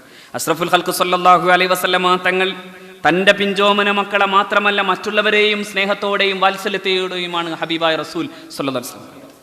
ഇദാ അൻ അബീ ഹുറൈറ റളിയല്ലാഹു തആല അൻഹു ഖാൽ ഖബ്ബല റസൂലുള്ളാഹി സ്വല്ലല്ലാഹു അലൈഹി വസല്ലം അൽ ഹസൻ ഇബ്നു അലി വഇൻദഹു അൽ അഖ്റ ഇബ്നു ഹാബിസ് അൽ തമീമി ജാലിസൻ فقال اقرأ إن لي 10 من الولد ما قبلت منهم أحدا فنظر إليه رسول الله صلى الله عليه وسلم ثم قال من لا يرحم لا يرحم من لا يرحم لا يرحم. മക്കൾ സ്നേഹിക്കണില്ല എന്ന് പറയരുതേ, മക്കളെ സ്നേഹിക്കണമായിരുന്നു. നോക്കൂ, ഇവിടെ അഖ്റ ഇബ്നു ഹാബിസ് റളിയല്ലാഹു തആല അൻഹു എന്ന സ്വഹാബി ഇരിക്കുമ്പോൾ പുണ്യ റസൂൽ സ്വല്ലല്ലാഹു അലൈഹി വസല്ലമ തങ്ങൾ മഹാനായ ഹസ്സൻ ഇബ്നു അലി റളിയല്ലാഹു തആല അൻഹുവിനെ ചുംബിച്ചു. അഷ്റഫുൽ ഖൽഖ് ചുംബിച്ച പാടെ പുണ്യ റസൂലിനോട് അഖ്റ ഇബ്നു ഹാബിസ് ചോദിച്ച ചോദ്യം ഇതാണ്: അല്ലാഹുവിന്റെ റസൂലേ, ഇന്നലി അശ്റതം മിനൽ വലദ്, എനിക്ക് 10 മക്കളുണ്ടല്ലോ റസൂലേ, മാ ഖബ്ബൽതു മിൻഹും അഹദൻ, ഒറ്റ കുട്ടിയെ ഞാൻ ഇതുവരെ ചുംബിച്ചിട്ടില്ല. ഒറ്റ കുട്ടിയെ ഞാൻ എന്ത് ചെയ്തിട്ടില്ല? ചുംബിച്ചിട്ടില്ല. മക്കൾ അരുമകളാണ്. അവരെ ഓമനിച്ച് വളർത്താൻ ഒരു പിതാവിന് നേരം കാണണം. എത്ര തിരക്കുണ്ടെങ്കിലും ഈ പിഞ്ചോമനെ വളർത്തുന്നോടത്ത് സ്നേഹം കൊടുക്കാനും പൊഴിക്കാനും കഴിയുന്ന ഒരു മാതാവും ഒരു പിതാവും ഉണ്ടാകണം. മാ ഖബ്ബൽതു മിൻഹും അഹദ, ഞാൻ ആരെയും ചുംബിച്ചിട്ടില്ല എന്ന് പറയുമ്പോ നേരെ റസൂലുള്ള കാര്യം പറയാ ചെയ്തത്. ആദ്യം റസൂൽ അത് സഹതാപത്തോടെ നോക്കി. എന്തൊരു മനുഷ്യനി, ഫനളറ ഇലൈഹി റസൂലുള്ളാഹി, നബി ഒന്നും ഇങ്ങനെ നോക്കി, എന്നിട്ട് പറഞ്ഞു ഫഖാല തുമ്മ ഖാല ലാ മൻ ലാ യർഹം ലാ യുർഹം. കൊടുത്തതേ തിരിച്ചിട്ടു, കൊടുത്തതേ തിരിച്ചിട്ടു. മൻ ലാ യർഹം ലാ യുർഹം. എന്താ മൻ ലാ യർഹം ലാ യുർഹം? അങ്ങോട്ട് സ്നേഹം കൊടുത്താൽ തിരിച്ചിങ്ങോട്ട് സ്നേഹം കിട്ടും. ഒരു കാര്യം നിങ്ങൾ ശ്രദ്ധിക്കേണ്ടത്, കടുപ്പത്തിലല്ല മക്കളെ പരിശീലിപ്പിക്കേണ്ടത്. ഇവിടെ പ്രത്യേകം ശ്രദ്ധിക്കേണ്ട ഒരു കാര്യം, മക്കളെ വളരെ തന്ത്രപരമായും സ്നേഹത്തോടെയും ആയിരിക്കണം അവരെ ഉപദേശിക്കുകയും നന്നാക്കുകയും ചെയ്യുന്നത്. നോക്കൂ, 7 വയസ്സാകുമ്പോൾ ആ കുട്ടിയോട് നിങ്ങൾ എന്ത് ചെയ്യാൻ പറഞ്ഞു? അത് നിസ്കരിക്കാൻ കൽപ്പിക്കണം എന്ന് പറഞ്ഞു, അല്ലേ? മുറു ഔലാദക്കും, നിങ്ങളുടെ മക്കളെ നിങ്ങൾ കൽപ്പിക്കണം. അവരെവിടെ എത്തുമ്പോൾ? അവർ 7 വയസ്സാകുമ്പോൾ. നിങ്ങൾ അവർ 10 വയസ്സാകുമ്പോൾ നിങ്ങൾ തല്ലണമെന്ന് പറഞ്ഞു. അവിടെയൊക്കെ കർമ്മശാസ്ത്ര പണ്ഡിതന്മാർ കൃത്യമായി പറയുന്ന ഹദീസിന്റെ തെളിവോടുകൂടെ പറയുന്നു, ആ തല്ല് പോലും അവരുടെ തൊലി പൊട്ടാത്ത മുബരിഹല്ലാത്ത തല്ലാകണം. ചാട്ടവാറിനൊക്കെ മക്കൾ അടിക്കരുത്. പിന്നെ ആ മോൻ നാളെ നോക്കൂന്ന് വിചാരിക്കേണ്ട, അവൻ എവിടെയെങ്കിലും വല്ല കുഴി കണ്ട അങ്ങോട്ട് വലിച്ചിടും. ഈ കാർക്കശ്യം കാട്ടരുത്. ദീനിന്റെ കാര്യത്തിലായാലും കാർക്കശ്യമില്ല. കാരണം യസ്സിറ വലാ തുഅസ്സിറ, നിങ്ങൾ എളുപ്പം കാട്ടണം. നിങ്ങൾ ആരാകരുത്, നിങ്ങൾ ആളുകളെ ബുദ്ധിമുട്ടിക്കരുത് എന്ന് മുഹമ്മദ് നബി സല്ലല്ലാഹു അലൈഹി വസല്ലം തന്റെ 2 സ്വഹാബാക്കൾ യമനിലേക്ക് പോകുമ്പോൾ ഹബീബ് പ്രബോധനത്തിലിടുന്ന ആ സ്വഹാബാക്കളോട് റസൂലുള്ളാഹി പറഞ്ഞ കാര്യം ഇതാണ്: എളുപ്പമാകണം, മക്കളെയും എളുപ്പത്തിൽ ആക്കണം. ഇത് വല്ലാതെ ചിന്തിക്കേണ്ട ഒരു കാര്യം കേട്ടോ. പല വലിയ പിന്നെ ദീന് കാര്യമായിട്ടുള്ള ചില മാതാപിതാക്കളുടെ മക്കൾ മഹാമോശമായിട്ട് പരാതി പറയാറുണ്ട്. ഞാൻ പിന്നീട് അത് അന്വേഷിക്കുമ്പോൾ മനസ്സിലാകുന്നത് വല്ലാത്ത കാർക്കശ്യാണ് ആ പിതാവിന്. മക്കളോട് സ്നേഹം കാട്ടാതെ പിന്നെ എന്ത് ദീനും എന്ത് സ്വലാഹത്തും? ഇങ്ങനെയൊന്നും അല്ലാത്ത ചില ചുറ്റുപാടുകൾ ഉണ്ടായിക്കൂടാന്നല്ല ഞാൻ പറയുന്നത്. പക്ഷെ ഒരു കാര്യം നിങ്ങൾ ശ്രദ്ധിക്കേണ്ടത്, ദീൻ വല്ലാതെ കർക്കശമായി പാലിക്കുന്ന ചില മാതാപിതാക്കൾ, പ്രത്യേകിച്ച് പിതാക്കൾ, ദടാ ജമാഅത്തിന് പോയടാ, ജമാഅത്തിന് പോകണമെന്ന് ആ കുട്ടിയെ പഠിപ്പിക്കുന്ന ഒരു രീതിയുണ്ട്. മറിച്ച് ആ കുട്ടിയെ അങ്ങനെ പ്രോത്സാഹിപ്പിച്ച് ആ ചുറ്റുവട്ടത്ത് തന്നെ വളർത്തണം. അതിനാണ് തംബ്രീൻ എന്നാണ് മഹാന്മാർ ഇതിന് പറഞ്ഞത്. അതായത് ഒരു പരിശീലനം ഈ കുട്ടി കൊടുക്കണം. നിങ്ങൾ ജമാഅത്തായിട്ട് നിസ്കരിക്കണ കാണണം. നിന്റെ ഭാര്യയെ നീ ശാസിക്കുമ്പോഴും നിന്റെ കുട്ടി അറിയരുത് എന്നാണ് പണ്ഡിതന്മാർ നമുക്ക് പഠിപ്പിച്ചിരുന്നത്. കെട്ടിയോളെ തല്ലുമ്പോ മോനും കൂടി നോക്കിക്കാണെങ്കിൽ അവന്റെ ഉള്ളിലിടും, എന്റെ വാപ്പ എന്റെ ഉമ്മാനെ തല്ലി കുറച്ചുകൂടി വലുതാവട്ടെ, ഞാൻ എന്ത് ചെയ്തേക്കാം. അതൊരു സൈക്കോളജിയാണ് കൂട്ടരെ. ഈ ചൈൽഡ് സൈക്കോളജി മനസ്സിലാക്കാതെ നമ്മൾ ഈ കൊച്ചുമക്കളെ വളർത്തിയിട്ട് അവസാനം കുഴപ്പമുണ്ടാകുന്നത് ഇവിടെ നിന്നൊക്കെ തന്നെയാണ്. പ്രതിഷേധത്തിന്റെ കൊടുങ്കാറ്റായി പിന്നെ ഈ മോൻ തിരിച്ചടിക്കുന്നത്, അവൻ പിന്നെ ഈ വാപ്പ പറയുന്നത് ഒന്നും കേൾക്കൂല. അതേസമയം മക്കളെ കൊച്ചുനാള് മുതലേ തന്നെ വീട്ടിൽ അങ്ങനെ ഒരു അന്തരീക്ഷം ഉണ്ടെങ്കിൽ ആ കുഞ്ഞ് അങ്ങനെ വളരും. അതല്ലേ ഹബീബായ റസൂൽ സല്ലല്ലാഹു അലൈഹി വസല്ലം, നിങ്ങൾ പള്ളിയിൽ പോയി ജമാഅത്ത് നിസ്കരിച്ചിട്ട് വന്നാൽ പിന്നെ ചെയ്യേണ്ടത് എന്താ? നിങ്ങൾ സുന്നത്ത് നമസ്കാരം എവിടെയാക്കണം? വീട്ടിലാക്കണം. എന്തിനാ വീട്ടിലാക്കേണ്ടത്? വീട്ടിൽ കൊച്ചു കുഞ്ഞുങ്ങൾ ഉണ്ടാകും. ഈ കൊച്ചു മക്കൾ ഇവിടെ ഇരിക്കണം. നിങ്ങൾ അവരെ ആട്ടി ഓടിക്കണ്ട. അങ്ങനെ ആട്ടി ഓടിച്ചിട്ടല്ല ഹബീബായ റസൂൽ സല്ലല്ലാഹു അലൈഹി വസല്ലം തന്റെ മക്കളെ വളർത്തിയത്. ആ കുഞ്ഞു മക്കൾ ഹസനും ഹുസൈനും റളിയല്ലാഹു തആല അൻഹുമ, അതുപോലെ തന്നെ മഹാരഥന്മാരായ മറ്റു മക്കളുടെ മക്കൾ, അവർ വന്ന് അള്ളാഹുവിന്റെ റസൂൽ സല്ലല്ലാഹു അലൈഹി വസല്ലം തങ്ങളുടെ മുതുകിൽ കയറിയിരിക്കുമായിരുന്നു എന്ന് സ്വഹീഹുൽ ബുഖാരി രേഖപ്പെടുത്തുന്നുണ്ടല്ലോ. എപ്പോ? സുജൂദ് ചെയ്യുമ്പോ ആ പുണ്യപൂമാന്റെ പരിശുദ്ധമായ മുതുകിൽ കയറിയിരുന്ന് ഈ ഉപ്പുപ്പയുടെ, ലോകത്തെ ഏറ്റവും വലിയ ശ്രേഷ്ഠനായ ഉപ്പുപ്പയുടെ മുതുകിലിരുന്ന് ഹബീബായ റസൂലിന്റെ സുജൂദിന്റെ ഇടക്ക് ഇവരെ മാറ്റിയിട്ട് ാണ് റസൂലുള്ളാഹി സ്വല്ലല്ലാഹു അലൈഹി വസല്ലമ തങ്ങൾ സുജൂദിൽ എഴുന്നേറ്റത്. ഇങ്ങനെ എങ്ങാനും വന്നാൽ പിറ്റേന്ന് മുതൽ ഭാര്യയെ കണ്ണു തുറപ്പിച്ച് പേടിപ്പിക്കേണ്ട ഒരവസ്ഥയും എവിടെ ഇല്ല, ഇതില്ല. മാത്രമല്ല അത് നല്ലതാണ്. ഞാനിപ്പോ കാണുന്നുണ്ട്, എൻ്റെ 1 വയസ്സ് കഴിഞ്ഞിട്ടുള്ള ഒരു 3 മാസം കഴിഞ്ഞ മോൻ ഞങ്ങൾ നമസ്കരിച്ചു കൊണ്ടിരിക്കുമ്പോൾ അവിടെ വന്നിട്ട് ഈ കുട്ടി സുജൂദിൽ കിടക്കണതാണ്. അത് രസമാണ്. അത് അവന്റെ ഒരു തംറീനാണ്, അവൻ പരിശീലിക്കണം. അവന്റെ കുഞ്ഞിളം മനസ്സിൽ ഇതെന്തോ ആണ് എന്ന തോന്നൽ ഉണ്ടാക്കപ്പെടുന്നുണ്ട്. ഇത് വളരുമ്പോൾ ആ കുഞ്ഞ് നമസ്കരിക്കുന്നിടത്ത് അവനൊരു ബുദ്ധിമുട്ടുണ്ടാവില്ല. അവന്റെ സ്വാഭാവിക രീതിയായി മാറും. അതുകൊണ്ട് മക്കൾ വരട്ടെ, അവരടുത്തിരിക്കട്ടെ. നജസല്ലാത്ത സ്വഭാവത്തിലാണെങ്കിൽ അവരെന്ത് ചെയ്യുക? നിങ്ങൾ ഈ കുഞ്ഞു മക്കളെ തന്നെ ഈ നമസ്കാരത്തിന്റെ കൂടെ നിർത്തുക. ശല്യമാകാത്ത വിധത്തിൽ ഇവനെ പിന്നെ പതുക്കെ ഒന്ന് ട്രീറ്റ് ചെയ്താൽ മാത്രം മതിയാകും. ഇത് ഹബീബായ റസൂലിന്റെ സുന്നത്താണ് സ്വല്ലല്ലാഹു അലൈഹി വസല്ലം. റസൂൽ ചെയ്തിട്ടുണ്ട്. സുജൂദിൽ കിടക്കുമ്പോൾ ഹബീബിന്റെ പുറത്തു കയറിയിരുന്നു. നബി തിരുമേനി പതുക്കെ മാറ്റി, പിന്നെ സുജൂദിൽ നിന്ന് എഴുന്നേറ്റു. പിന്നെയും സുജൂദിലേക്ക് വരുമ്പോ ഈ കുട്ടി വന്ന് കയറിയിരിക്കും. അപ്പോ വാപ്പാടെ മേത്ത് കയറില്ലേ എന്ന് പറഞ്ഞിട്ട് ഉമ്മ ഓടി വരാറില്ല. പക്ഷെ ഒരു കാര്യം ഉമ്മ ആലോചിക്കണം, അവിടെ മൂത്രമൊഴിക്കാൻ വേണ്ടി സാധ്യതയുള്ളതാണെങ്കിൽ ഉമ്മ ഒന്ന് ആലോചിച്ച് നിൽക്കണം അവിടെ. അതുകൂടി വേണം. ഞാൻ ഈ പറഞ്ഞ ഹദീസിന്റെ പേരിൽ ഇനി അങ്ങനെ ഹലാക്കുണ്ടാക്കാൻ വേണ്ടി ശ്രമിക്കല്ല. പക്ഷേ മക്കൾക്ക് ഇങ്ങനെ ഒരു പാരമ്പര്യം ഉണ്ടാക്കാൻ നമുക്ക് കഴിയണം. കുട്ടികളെ ചുംബിക്കണം, കുട്ടികളെ സ്നേഹിക്കണം. വല്ലാത്ത കാർക്കശ്യം ചില പിതാക്കൾക്കെങ്കിലും കാണാറുണ്ട്. മാതാക്കൾക്ക് എന്ന് പറയുന്നത് ആ പേരിനൊട്ടും യോജിക്കാത്തത് കൊണ്ടാണ്. എന്തേ മാതാവിന് അങ്ങനെ ഉണ്ട് എന്ന് പറയാത്തത്? മാതാവ് എന്ന 3 വാക്കിന് ഒട്ടും യോജിക്കാത്തതാണ് ഇത്. മക്കളോടുള്ള കർക്കശം പാടില്ല. മല്ലായർഹമു, കരുണ ചെയ്തില്ലെങ്കിൽ ലായുർഹമു, അവന് കരുണ കിട്ടപ്പെടുകയുമില്ല. കൊടുത്താലേ കിട്ടൂ, കാരുണ്യം കൊടുക്കണം. They can cry by tears, കണ്ണുനീര് കൊണ്ട് ഇനി കരയില്ല. But they can cry by bullets, ഇനി അവർ ബുള്ളറ്റുകൾ കൊണ്ട് കരയും. സത്യത്തിൽ ഈ ദുരന്ത കാഴ്ചയെ കുറിച്ച് സൈക്കോളജിസ്റ്റ് പറഞ്ഞു, ഇത് അമേരിക്കയുടെ മാത്രം ദുരന്തമാവില്ല, ഇത് ലോകമാകെ പടരാനിരിക്കുന്ന ദുരന്തമാണെന്ന് പറയുമ്പോൾ ഡൽഹിയിലും ഉത്തരേന്ത്യയിലെ സ്കൂളുകളിലും നമ്മൾ കണ്ടു, കൊച്ചുമക്കൾ തോക്കുകളുമായി വന്നിട്ട് ഈ പിഞ്ചോമന മക്കൾ തങ്ങളുടെ സഹപാഠികളെയും അധ്യാപകരെയും വെടിവെച്ചിടുന്നത് കണ്ടു. അവിടെ ആ സൈക്കോളജിസ്റ്റ് വിധി എഴുതിയൊരു കാര്യമുണ്ട്, സ്നേഹസമ്പന്നയായ ഒരു മാതാവിന്റെ അസാന്നിധ്യമാണ് അമേരിക്കയിലെ മക്കൾക്കിടയിൽ പ്രതികാരവാഞ്ച വളർത്തിയത് എന്നായിരുന്നു. സ്നേഹം അതൊരു വല്ലാത്ത വാക്കാണ്. നിങ്ങളത് ഒളിച്ചു വെക്കാനും പാടില്ല, അത് പറയണം. അപകടം ഉണ്ടാക്കരുത്. ഞാൻ പറഞ്ഞത് ആരോടാണ്? ഞാൻ പറഞ്ഞത് മക്കളോടും സഹോദരന്മാരോടും ഒക്കെയാണ്. നീ വേറെ അങ്ങോട്ട് പോകണ്ട. ഞാൻ ഒളിച്ചു വെക്കണ്ട എന്ന് പറഞ്ഞതിന്റെ അർത്ഥം വേറെ എങ്ങും വായിക്കണ്ട. ഒളിച്ചു വെക്കണ്ട എവിടെ? എന്തേ മനസ്സിലായില്ലേ? ഒളിച്ചു വെക്കണ്ട എവിടെ? കൊടുക്കപ്പെടാൻ നിർബന്ധമായും ബാധ്യതയുള്ളടത്താണെങ്കിൽ അത് ഒളിച്ചു വെക്കരുത്, പറയുക തന്നെ ചെയ്യണം എന്നാണ് മുഹമ്മദ് റസൂൽ അല്ലേ.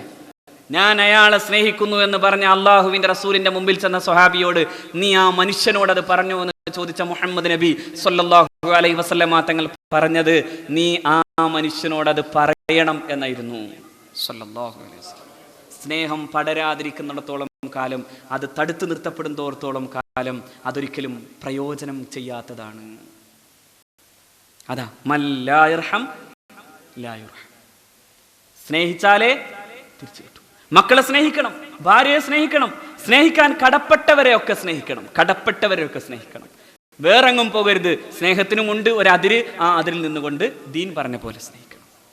അങ്ങനെ സ്നേഹിക്കാൻ, അങ്ങനെയുള്ള ഒരവസ്ഥയെക്കുറിച്ചാണ് ഹബീബായ റസൂൽ ഖബ്ബല, നബി തിരുമേനി അങ്ങ് ചുംബിച്ചു. ചുംബനം കണ്ടപ്പോൾ സ്വഹാബിക്ക് ഇതൊരു ആശ്ചര്യമായി തോന്നി. ഞാൻ ഇതുവരെ ചുംബിച്ചിട്ടില്ലല്ലോ എന്നായി ഹബീബായ റസൂലിനോട് സ്വല്ലല്ലാഹു അലൈഹി വസല്ലം. ചുംബനം, ഭാര്യയെ ചുംബിച്ചു തുടങ്ങണമെന്നാണ് മുഹമ്മദ് നബി സ്വല്ലല്ലാഹു അലൈഹി വസല്ലം. എന്താ കാരണം? അതാണ് സ്നേഹം കൊടുക്കാനുള്ള റസൂൽ എന്നാണ് ഹബീബായ റസൂൽ അതിനെ വിശേഷിപ്പിച്ചത്. റസൂലാണ്, അതൊരു റിസാലത്താണ്. ഞാൻ നിന്നെ സ്നേഹിക്കുന്നു എന്നതിന് ഏറ്റവും വലിയ തെളിവാണ് ചുംബിക്കൽ. ഞാൻ എൻ്റെ ഹൃദയത്തിൽ നിന്നാണ് നിന്നെ ഈ സ്നേഹത്തിന്റെ ഈ പുതിയ തുടക്കമിടുന്നത് എന്ന് തെളിയിക്കുന്നതാണ് സ്നേഹം, ഈ ചുംബനം. അതുകൊണ്ട് റസൂലുള്ളാഹി പറഞ്ഞു, അതിന് റസൂൽ എന്ന് പറഞ്ഞു. നിങ്ങൾ ആദ്യം റസൂലിനെ വിടണം, അതിനുശേഷമാകണം പിന്നെ ബാക്കി എന്നാണ് മുഹമ്മദ് നബി. കൊച്ചുമക്കളോടും ഈ സ്നേഹം ഉണ്ടാകണം. ഈ സ്നേഹമില്ലെങ്കിൽ അതുണ്ടാക്കുന്ന അപകടം വലുതാണ്. ഇതാ എത്രയോ ഹദീസുകൾ. മറ്റൊരു ഹദീസിൽ ആയിഷ റളിയല്ലാഹു തആല عنها جاء أعرابي إلى النبي صلى الله عليه وسلم فقال تقبلون الصبيان فما نقبلهم فقال النبي صلى الله عليه وسلم أو أملك لك أن نزع الله من قلبك الرحمة. ഒരു അറാബി വന്നിട്ട് പ്രവാചകരോട് പറഞ്ഞു, ആ തുഖബ്ബിലൂന സുബിയാന, അറബികൾക്ക് അത്ര പരിചയമില്ലാത്ത പണിയാണത്. ആ തുഖബ്ബിലൂന സുബിയാന, കൊച്ചുമക്കളൊക്കെ ചുംബിക്കുക നിങ്ങൾ? മാ നുഖല്ലിബുഹും, ഞങ്ങളൊന്നും ചുംബിക്കാറില്ല. നബി തിരുമേനി ഒന്ന് നോക്കിയിട്ട് പറഞ്ഞു, ഞാൻ എന്ത് പിഴച്ചു ചങ്ങാതി, നിന്റെ ഹൃദയത്തിൽ നിന്ന് അള്ളാഹു കാരുണ്യം എടുത്തു കളഞ്ഞതിന് എന്നാണ് ഹബീബായ റസൂൽ. നോക്കൂ, കൊച്ചുമക്കളോട് ഈ ഒരു രീതി ഉണ്ടാകണേ. മക്കളെ ഹബീബായ റസൂൽ സല്ലല്ലാഹു അലൈഹി വസല്ലം ഹസനും ഹുസൈനും റളിയല്ലാഹു അൻഹുമാരെ രണ്ടുപേരെയും തോളത്ത് വെച്ചിട്ട് റസൂൽ നടക്കാറുണ്ടായിരുന്നു, ആന കളിക്കാറുണ്ടായിരുന്നു എന്ന് ഹദീസിന്റെ കിതാബുകളിൽ പറയുമ്പോൾ ഉത്കൃഷ്ട വ്യക്തിത്വത്തിന്റെ ഏറ്റവും വലിയ ഉദാഹരണമായ ഹബീബായ റസൂൽ സല്ലല്ലാഹു അലൈഹി വസല്ലം തങ്ങൾക്ക് ഈ പുഞ്ചോമന മക്കളോടുണ്ടായിരുന്ന സ്നേഹം നിങ്ങളൊന്ന് ആലോചിച്ച് നോക്കൂ. അവിടെ റസൂൽ എന്ന വലിപ്പത്തിൽ നിന്നങ്ങട്ട് താന്നിട്ട് അവിടെ നിൽക്കുമായിരുന്നു. ഇവിടെ നിങ്ങൾ രണ്ട് കാര്യം പ്രത്യേകം ശ്രദ്ധിക്കണം. തങ്ങളുടെ സാമൂഹിക വലിപ്പം ഒരിക്കലും എവിടെ ചെയ്യരുത്? മക്കളുടെ മുമ്പിൽ ചെല്ലരുത്. അയാൾ വലിയ കളക്ടറായിരിക്കും, മോന്റെ മുമ്പിൽ ചെല്ലുമ്പോൾ അയാൾ കളക്ടർ ആയാലോ, ആ വാപ്പാനെ കളക്ടർ എന്ന് വിളിക്കാൻ ആര് തയ്യാറാവില്ല? ആ മോൻ തയ്യാറാവില്ല. അവിടെ സെല്യൂട്ട് കിട്ടണമെന്നല്ല ആലോചിക്കേണ്ടത്. അയാൾ ആ സാമൂഹിക പദവിയിൽ നിന്ന് താഴോട്ടിറങ്ങിയിട്ട് ഈ പിഞ്ചോമനയുമായി അവന്റെ ഭാഷയിൽ സംസാരിക്കാനും അവനുമായി അർത്ഥത്തിൽ ബന്ധപ്പെടാനും കഴിയണം. ഭാര്യയുടെ മുമ്പിലും അങ്ങനെ തന്നെയാകണം എന്നാണ് ഹദീസിന്റെ കിതാബുകളിൽ കാണുന്നത്. ഭാര്യയുടെ മുമ്പിൽ ചെന്നിട്ട്, അല്ലെങ്കിലും ഞാനത് പറയണില്ല, അങ്ങനെ വല്ലാതെ വലിപ്പം കാട്ടിയാല് അവിടൊക്കെ ആ ഒരു രീതി ഉണ്ടാകണം. സ്നേഹം കൊടുത്തിട്ടും തമാശ പറഞ്ഞിട്ടും കളി തമാശ ഇതൊക്കെ എവിടെ പറ്റും? മക്കളോടും കുടുംബത്തോടും പറ്റണം, പറ്റിയേ പറ്റൂ. കൊച്ചുമക്കളോട് അത് വേണം. എന്നാലോ ഒരിക്കലും സത്യസന്ധത വിട്ടുപോകരുത്, അതും ശ്രദ്ധിക്കണം.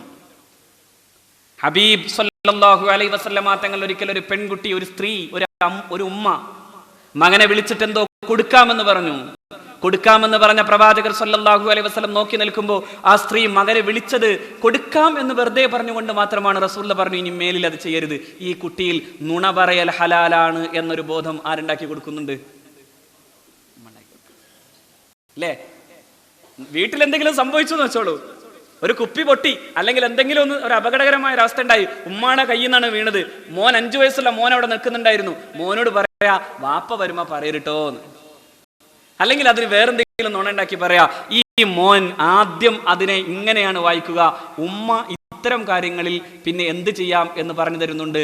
നുണ പറയാം എന്നെന്ത് ചെയ്യുന്നു? പറഞ്ഞു തരും. അത് ഹലാലാണ് എന്ന് വരുന്നു. 2 പ്രശ്നമാണ് അവിടെ ഉണ്ടാകുന്നത്. ഒന്ന്, നിങ്ങൾ സദാചാരം മക്കളെ പഠിപ്പിക്കുന്നു. ഇത് ഞാൻ വെറുതെ അങ്ങ് പറയല്ല, ഇതൊക്കെ ഇമാം ഗസാലി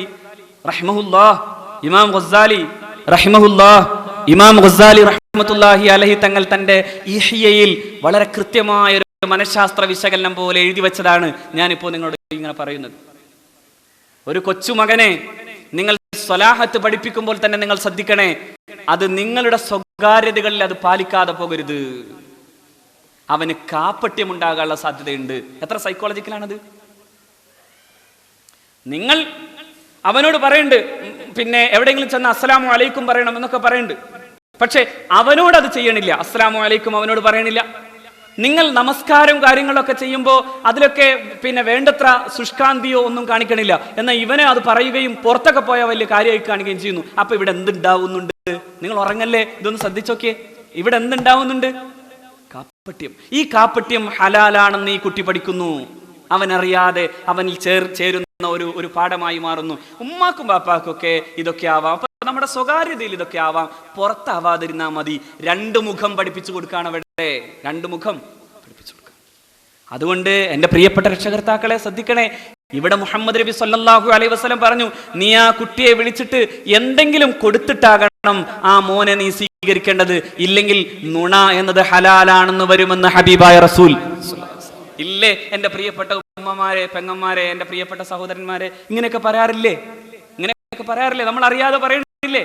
ശ്രദ്ധിച്ചിട്ടില്ല എങ്കിൽ ഈ മകന്റെ മനസ്സിൽ വായിച്ചെടുക്കുന്ന മറ്റൊരു കാര്യം ഇതായിരിക്കും: നുണ പറയാം, ഉമ്മ എനിക്ക് പറഞ്ഞു തന്നിട്ടുണ്ട് നുണ പറയാമെന്ന്. മംഗളം അല്ലെങ്കിൽ മനോരമ എന്ന് പറയുന്ന ആഴ്ച പതിപ്പുകൾ, മാ സാഹിത്യങ്ങൾ വാങ്ങാൻ ഉപ്പയെ കാണാതെ പുറത്തു കൂടെ പോകാം. അത് ഉമ്മാക്ക് ഹലാലാണ് എന്ന് പറയുമ്പോൾ ഒറ്റക്കിരുന്ന് റൂമിലാണെങ്കിൽ അത് ഹലാലാണ് എന്ന പാഠമായിരിക്കും ആര് പഠിക്കുക? തെറ്റുകൾക്ക് ഒറ്റക്കാവാം എന്ന പാഠം പോലും ഹറാമല്ലേ? അല്ലേ? അപ്പോൾ ഈ കുഞ്ഞിന്റെ മനസ്സിൽ, കുഞ്ഞിളം മനസ്സിൽ നിങ്ങൾ ചെയ്യുന്നത് പോലും സത്യസന്ധമായിരിക്കണം എന്ന് മുഹമ്മദ് നബി സ്വല്ലല്ലാഹു അലൈഹി വസല്ലം. എന്നാൽ കൊച്ചുമക്കളോട് ഒരുവിധം കളിയും തമാശയുമാകുന്ന വിധത്തിൽ കാര്യങ്ങൾ നടത്തുക, അത് ഭാര്യയോടുമാകണം. അതുകൊണ്ടല്ലേ ഒരു ഭാര്യ അഭിമാനത്തോടെ പറഞ്ഞത്: എൻ്റെ ഭർത്താവ് ഞാനും തമ്മിൽ ഓട്ടമത്സരത്തിൽ പങ്കെടുത്തിട്ടുണ്ട്. ഒന്നാമത് ഓടിയപ്പോൾ ഞാൻ ജയിക്കുകയും രണ്ടാമത് പിന്നീട് കാലങ്ങൾക്ക് ശേഷം ഓടിയപ്പോൾ ഞാൻ പരാജയപ്പെടുകയും ചെയ്തു എന്ന് ഹബീബായ റസൂലിന്റെ ഭാര്യ ഹസ്രത്ത് ആയിഷ. ആദ്യത്തെ ഓട്ടത്തിൽ ഞാൻ കൃഷഗാത്രിയായിരുന്നു, എനിക്ക് ശരീരമുണ്ടായിരുന്നില്ല. ഞാൻ എൻ്റെ ജീവിതത്തിന്റെ മധുവിധുവിന്റെ കാലത്തിലായിരുന്നു. മധുവിധു കാലത്തെ ആ ശരീരം കൃഷഗാത്രിയായ ഞാനും ഹബീബും തമ്മിൽ ഓടിയപ്പോൾ ഞാൻ ജയിച്ചു. പക്ഷേ പിന്നീട് എൻ്റെ മേധസ് കൂടി, പെണ്ണുങ്ങൾക്ക് വിവാഹം കഴിഞ്ഞ് കുറച്ച് കഴിയുമ്പോഴേക്കും പതുക്കെ പതുക്കെ ശരീരം വന്നു തുടങ്ങും. അങ്ങനെ വന്ന് കുറച്ച് കഴിഞ്ഞതിന് ശേഷം ഓടിയപ്പോൾ ഞാൻ പരാജയപ്പെടുകയും പുണ്യ റസൂൽ സ്വല്ലല്ലാഹു അലൈഹി വസല്ലമ തങ്ങൾ വിജയിക്കുകയും ചെയ്തുവെന്ന് മുഹമ്മദ് നബിയുടെ ഭാര്യയാകുന്ന ഹസ്രത്ത് ആയിഷ റളിയല്ലാഹു തആല അൻഹാ. ഓക്കെ, നോക്കൂ നിങ്ങൾ, ഭാര്യയായിട്ട് ഇതൊക്കെ വേണം. ചാടി നോക്കണം, ഒന്ന് ഓടി നോക്കണം, പുറത്തിറങ്ങരുത്. എവിടെ വേണം? അകത്തായിക്കോട്ടെ, അത് നല്ലതാണ്. ഇതൊക്കെ സജീവമാകണം. ഈ സജീവത കുടുംബത്തിൽ മക്കളെയും കാട്ടിക്കൊടുക്കണം.